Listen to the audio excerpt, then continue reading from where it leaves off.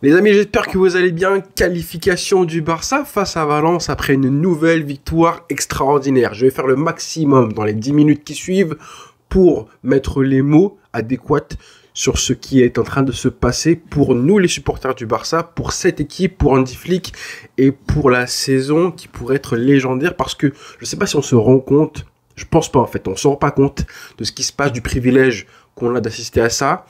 Et si on réalise à quel point il pourrait se passer quelque chose d'historique, d'iconique. Victoire et qualification pour ce Barça en demi-finale. On est très content, très heureux après un nouvel exploit. Pour moi, c'est un exploit collectif d'enchaîner des victoires de cette qualité-là. Une victoire sensationnelle, des buts, des actions incroyables, plus belles les unes que les autres. Certes, c'est Valence qui est mal en point, mais encore une fois, le match, tu te le rends facile par ta qualité technique footballistique et un score fleuve. Il y a eu 7-1 il y a 2 semaines, on se disait tous, j'ai fait une vidéo sur l'œil inversé du Barça, on se disait tous que peut-être ce serait un match différent avec Valence à domicile, et l'effet de Coupe d'Espagne, il n'en a rien été. À la mi-temps, il y avait 4-0, et c'était une raclée. Et du coup, je vais essayer de mettre les formes, le fond, sur les mots que je vais employer pour parler de ce Barça-là. On va commencer par le héros du jour, évidemment, Ferran Torres qui met un triplé. Est-ce que ce mec-là n'est pas en train de faire une saison, peut-être la saison de sa vie au Barça, clairement. Et ouais, vraiment une sacrée saison de Ferran Torres, un triplé, et les buts, la qualité des buts. On en parle souvent du fait que marquer ce but du 1-0 c'est compliqué.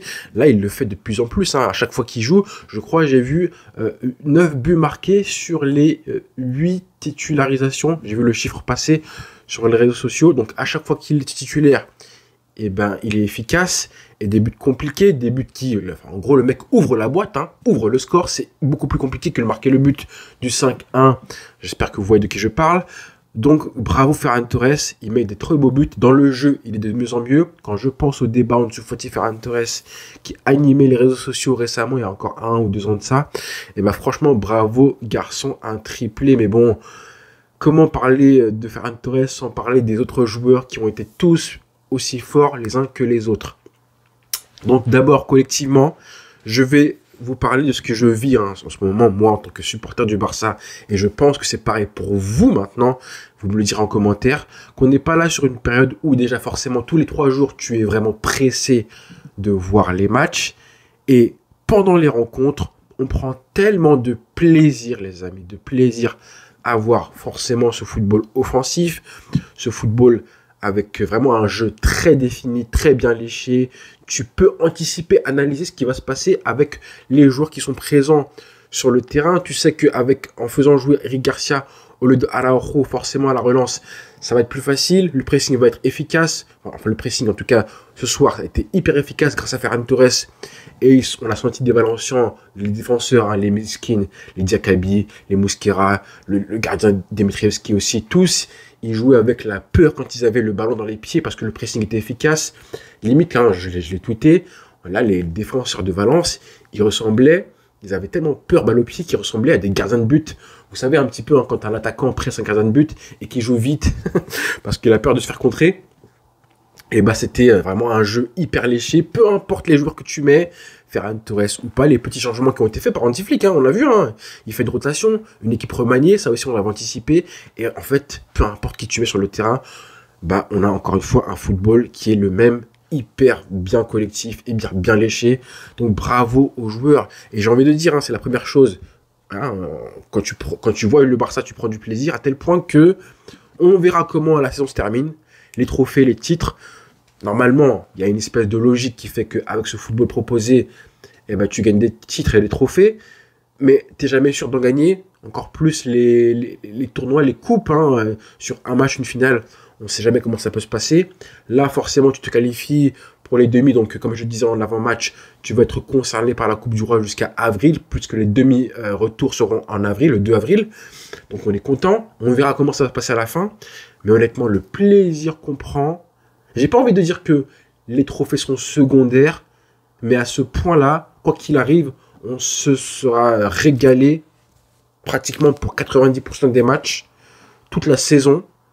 Il reste évidemment à gagner ces matchs où tu souffres, mais quoi qu'il arrive, c'est presque, hein. J'ai pas dit autant, mais tu mets presque le contenu sur un pied d'égalité avec la finalité qui est forcément les trophées. J'ai un cheveu qui me gêne. Donc ouais, j'ai presque envie de dire, j'ai dit presque, hein, j'ai pas dit autant, mais on frissonne presque autant tous les 3 jours que voilà, que la finalité va être les trophées. Après, forcément, quand on parle de trophées, quand tu compares ça avec la finalité gagner une C1, je pense que c'est incomparable, mais 10 ans après, encore plus. Mais ce qu'on voit, ce qu'on ressent, tous les 3 jours, c'est vraiment merci Hansi Flick, hein. Il a changé nos vies, d'accord, mais il n'a pas changé que la nôtre. Il a changé aussi celle des joueurs, comme Ferran Torres qui revit, alors qu'à la base, Ferran Torres, c'est quand même le joueur de Xavi. Là, on a un Ferran Torres qui surperforme, c'est pas le seul. Quand je vois Pedri jouer, je vais en parler de Pedri, hein, forcément, parce que son match, c'est n'importe quoi. Pareil pour Lamine Yamal, qui, encore une fois, fait un match de crack. Rafinha qui tue sur tous les buts. Balde qui se transforme, qui progresse. Je pourrais donner une qualité à chaque joueur. Chaque joueur progresse. Chaque joueur prend en confiance. Et on a des rotations. On a un Lewandowski qui ne joue même pas ce soir. On a Ansu Fati, malheureusement, qui ne fait plus partie des plans d'Hansi Flick, même pas sur la feuille de match. Mais tous les joueurs concernés progressent. À la fin, tu fais entrer Hector Ford. Et tout le monde s'est régalé. Olmo qui rate un but, qui aurait été une action, je pense, la plus belle action du match, avec la remise de Lamine Yamal en une touche de balle sur le centre de Koundé. Tout ça, en fait, sur toutes les actions, les occasions, les situations, tu prends du plaisir, tu kiffes, tu te dis, et à 5-0 à ce moment-là, je crois, sur l'action justement où Olmo fait le loupé, mais tu as quand même envie de voir un 6e et un 7e, et quand le gardien fait l'arrêt, et bah, tu es dégoûté parce que tu aurais aimé que ça aille au fond, et bah ça, ce sentiment-là, c'est inestimable. Voilà. Inestimable de sentir que même à 5-0, tu as encore envie d'en mettre un autre. Incroyable. J'ai pas les mots. Carrément, même les Valenciens, les supporters à la fin, ils étaient en mode, ils applaudissaient. Ils faisaient olé, olé sur les petites possessions. Je pense qu'ils se foutent un petit peu de la tête de leurs propres joueurs. Ils faisaient olé sur les petites possessions, les petites séquences que Valence a réussi à faire. Il n'y en a pas eu beaucoup, comme je le disais, puisque les défenseurs ont beaucoup souffert. Voilà, en Valence, on sait à quel point ils sont mal en point, que je le disais, je l'ai dit lors du 7-1, le Valence que vous voyez, ce n'est pas le Valence qu'on voyait à 10, même 5, 10, 15, 20 ans. Il y a 25 ans, ils étaient en finale de LDC, en finale de Ligue des Champions en 2000 et 2001, 2 années d'affilée. Et aujourd'hui, ils éliminaient le Barça aussi, en plus, en prime. Et aujourd'hui, ils sont vraiment au fond du trou. Mais ça doit quand même... D'accord, ils sont pas bons. Mais nous sous-estimons pas quand même la performance des joueurs du Barça. Ce soir, comme je disais, ouais, Frenkie de Jong a été très bon. Faut pas l'oublier non plus. Mais quand même, Pedri, les amis. Et j'en ai parlé, ouais, j'ai fait du forcing. Vous savez comment je parle, hein, dans mes débriefings, parfois. Je débite beaucoup. Je contrôle pas forcément mon émotion. Et je radote beaucoup. Donc je dis les choses un jour et le lendemain ou le surlendemain, je dis la même chose. Donc j'aimerais prendre ce temps-là en face de vous avec le maximum de sincérité possible pour prendre ce temps du fait que je radote, du fait que je redis les choses sur Pedri. Hein, forcément, j'en ai parlé et j'espère que vous avez retenu que moi, j'en ai parlé au moment où on n'en parlait pas assez souvent. Hein, le fait que Lewandowski prenait de la lumière en début de saison, que Rafinha, que Lamine Yamal, que moi, je vous disais, hey, les frères, depuis 1 mois et demi, Pedri, il faut en parler aussi, je vous l'ai dit. J'espère que vous regardez mes vidéos et que vous me suivez et que vous n'avez pas oublié ce que je vous disais à l'époque, comme quoi on assistait à l'avènement de quelque chose. Donc du coup, voilà, je radote. J'en ai parlé beaucoup de fois. Je vais le faire. Donc je prends ce temps-là pour m'excuser. Vraiment, avec le maximum de sincérité possible, pour m'excuser auprès d'absolument personne, les amis, bande de cochons. Vous avez vu son match? Vous avez vu son match, les amis? J'ai plus les mots, les frères. Il est sur tous les buts. Sur tous les buts. Il dégage une espèce d'aisance technique. En fait, on sent que techniquement, il est au-dessus des autres joueurs. Et même, j'inclus Lamine Yamal qui, forcément, est aussi très fort, d'accord, pas de souci avec ça.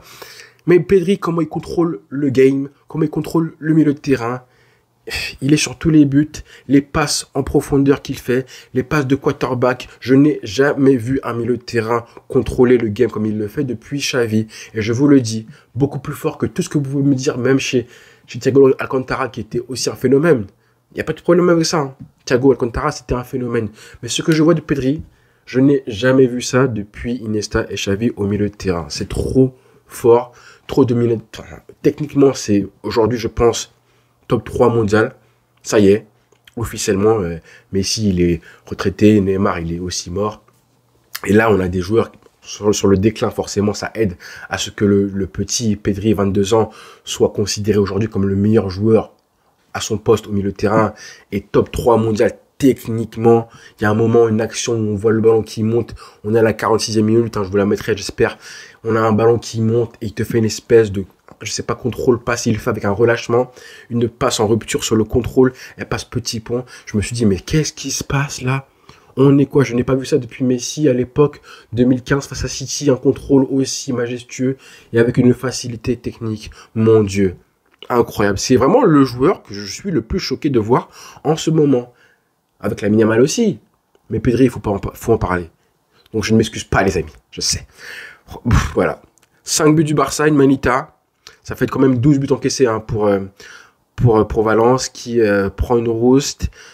Triplé de Ferran Torres, comme j'ai dit, Fermin Lopez qui met un but de crack sur une passe de Pedri, mais l'action elle est belle, l'appel de balle est beau, le crochet sur le gardien, encore une fois, un Fermin Lopez qui montre qu'il a sa place dans ce club-là, dans l'équipe, même quand il est titulaire, il est bon, et puis Rafinha aussi qui met quand même 2 passes D, elles sont magnifiques, hein, à chaque fois des remises, franchement, il fallait être inspiré comme il le fait, inspiré, donc tout va bien côté Barça, on est content de voir un club qui continue à progresser et d'être fort dans le moment le plus important de la saison qui va commencer en février, mars, peu importe le prochain adversaire.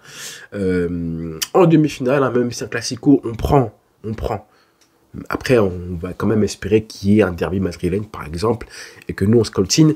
La Sociedad, je crois qu'il s'est qualifié. Mais quel joueur, et je mets ça avec un S, hein, au pluriel, quel joueur, Rafinha, Pedri, Koundé qui fait encore une fois un très beau match. On a pris du plaisir défensivement, Eric Garcia aussi à ne pas négliger, Eric Garcia, Chesney aussi, malgré la peur qu'il dégage balle au pied, encore une fois, mais Chesney, les arrêts qu'il fait, c'est vrai que là, c'est du costaud. Et voilà les frères, Inigo Martinez de retour, ça fait plaisir. Ça fait vraiment plaisir et tu fais les changements en cours de match très tôt. Bravo les joueurs, on a surkiffé. Bravo les mecs. Bonne soirée à tous et rendez-vous très vite.